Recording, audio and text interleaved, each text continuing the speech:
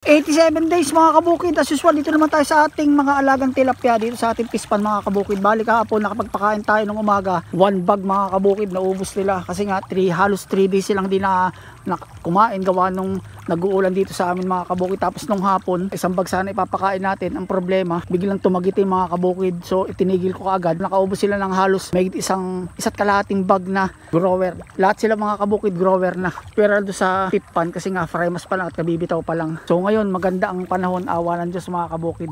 Ramdam ko tuloy parang pumayat na sila, ayan. Pero masisigla naman, alam naman ako nakikitang patay. Ang problema yung sa 6 pan ko mga kabukid, may namamatay. Kaya nilagyan ko sila ng oxygen. May nakuha kong kaya ng 4 na piraso mga kabukid, kamamatay lang.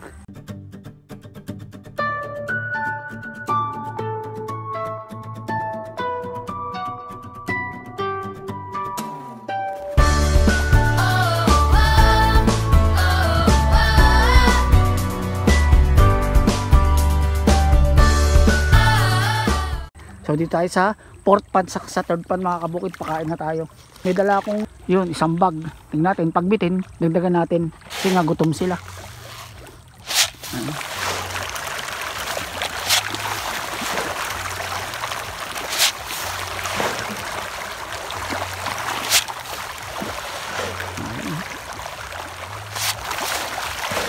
Sana naman mga kabukid, wag naman piskil. Gawa lang siguro nung panahon mga kabukid. Sa 4th pan.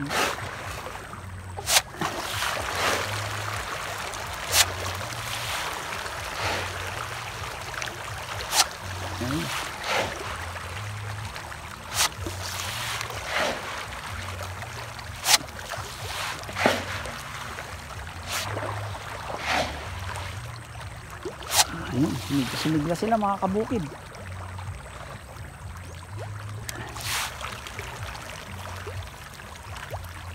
Doon naman tayo sa 1st pan saka sa 2nd pan.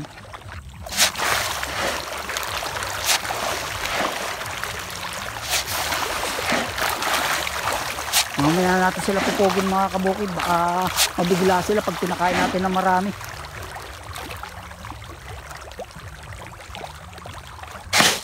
First pan.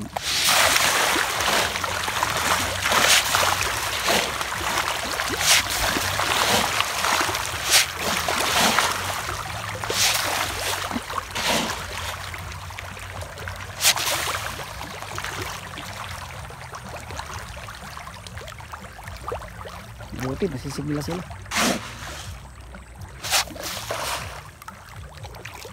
Baubos muna natin. 88 days mga kabukid. Medyo malungkot lang kasi medyo humina silang kumain mga kabukid. Kaninang umaga nakapagpakain tayo is halos mahigit kalahating bag lang mga kabukid.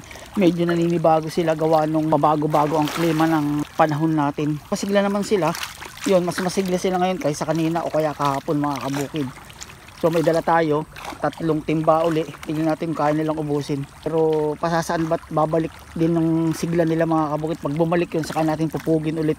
Dito tayo ngayon sa 2nd pan, saka sa 1st pan mga kabukid. Tingnan natin kaya nilang ubusin itong 3 timba. Grower na twice a day pa rin tayo nagpapakain. Kaya lang mga sunod-sunod na araw na hindi tayo nakapagpakain gawa ng nag-uulan mga kabukid. Bulang batang sila.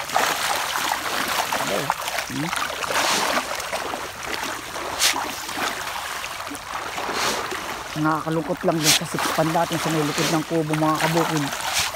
Yun, medyo may mga namatay, kaya nilagyan ko sila ng oxygen. Pinalakasan ko yung inlet. Yun, may bumubulwak ng tubig mga kabukid. Medyo hinay lang tayo mga kabukid. Malaki kasi itong takalan ko. Saka mamaya nasobrahan, hindi rin nila kayang ubusin.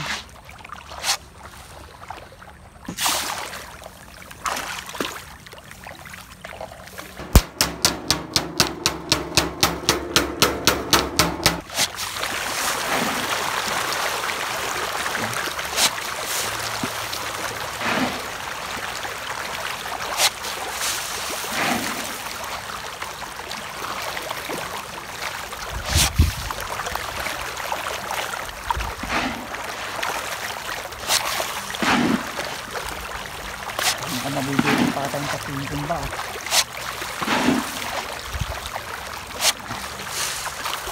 Ito yung 3 timba mga kabukid. Dagdagan natin.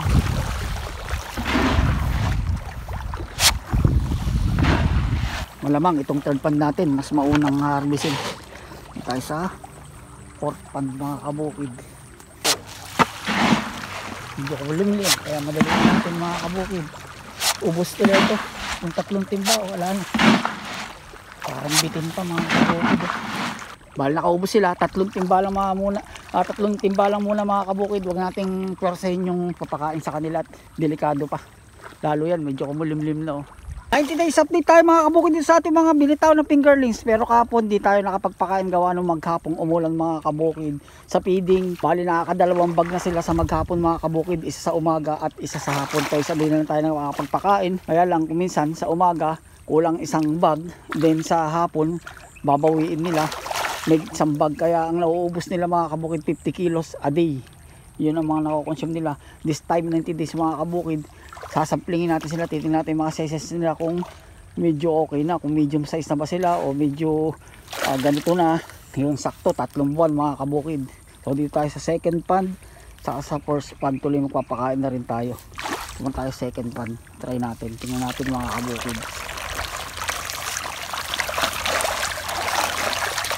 Hindi na ako gawa ng video kahapon, gawa ng maghapon nag-uulan. Wow, malaki na mga kabukid mega palad na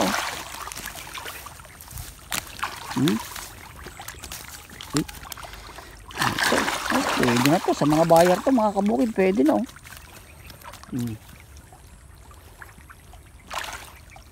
mahigit 14 years. So okay itong size natin ng second pan mga kabukid, lalaki na.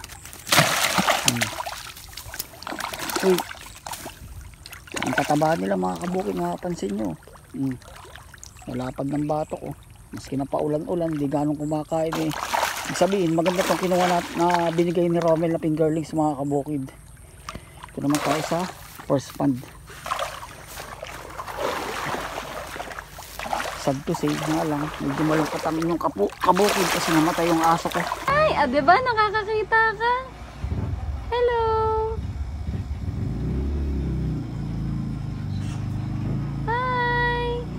Ay sus!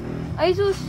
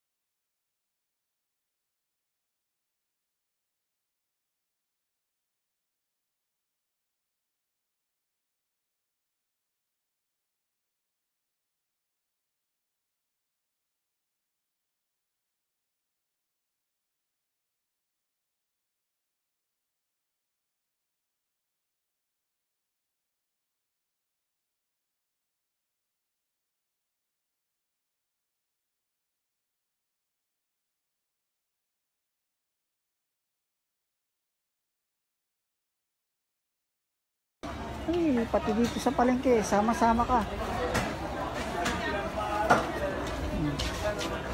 Dito pa rin sa palengke, oh. Okay. Ay, mabait yan. Yung palagi yung kasama ko, nakakapanood niya, kasama ko sa kulong-kulong ko sa motor ko. Namatay mga kabukid. Nakakalungkot lang. Nakospan naman tayo.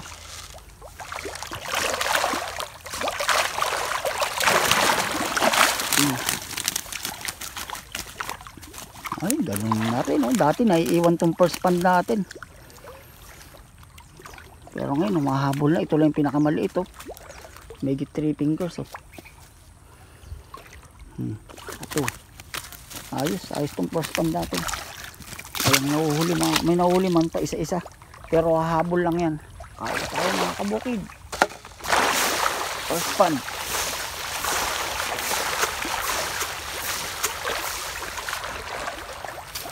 Second pan.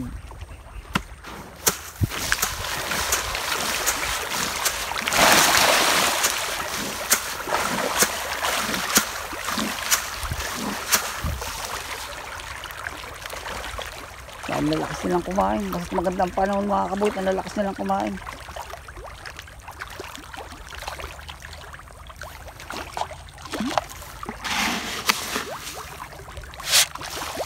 Tingnan natin kung nakakailang bag na sila sa loob ng 90 days mga kabukid.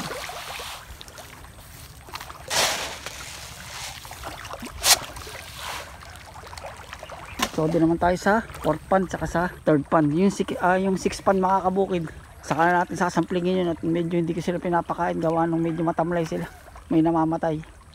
Bayo dito sa 3rd pan mga kabukid, baka hindi abutin ng 4 na buwan, pwede nang i-harvest to. Pero kailangan paabot natin ng 4 months o 4 and a half para medyo kumapal yung mga laman nila. Mas bumigat pa. Mas malalaki to.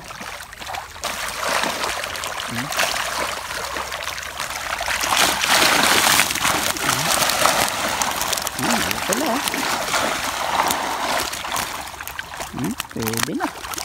Sa mga buyer to, pwede na mga kabukid, oh. Oh, pwede nang ipili siya, oh.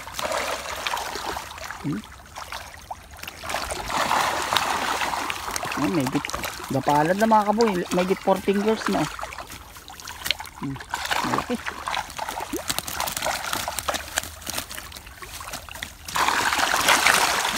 Kuha na rin tayo ng ulam natin. Huwag natin ibalik to.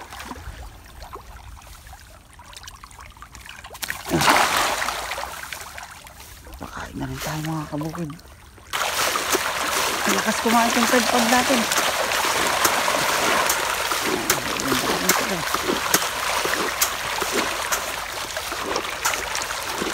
Pwede nang itinisar to. Baka itinisar ko na to.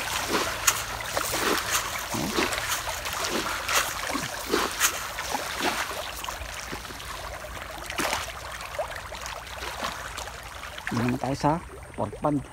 Lapit kayo para masampling ko kayo. Andun sila, oh. Ang magkakasize dito mga kabukid, itong 4th pan saka itong 1st pan saka yung 6th pan. Pero itong 2nd saka 3rd malalaki. No, medyo maliliit pa to. Pero meron na rin malalaki itong mga kabukid.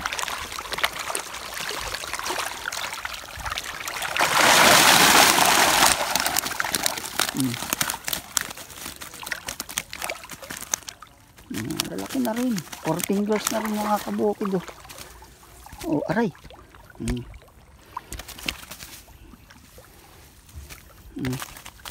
Ayan, oh. Pero meron pa rin maliliit. Tulad nito. May 3 fingers. Pero hindi naman bansot mga kabukid. Habol lang yan. Ano tayo? Ayos mga kabukid itong mga kan natin. Tilapia natin.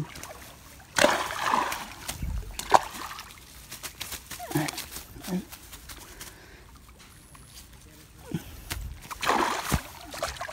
Kain na tayo.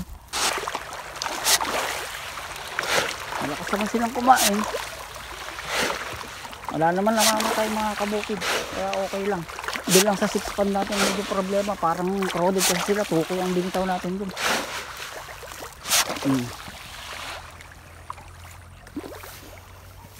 Bitin pa tong third time natin.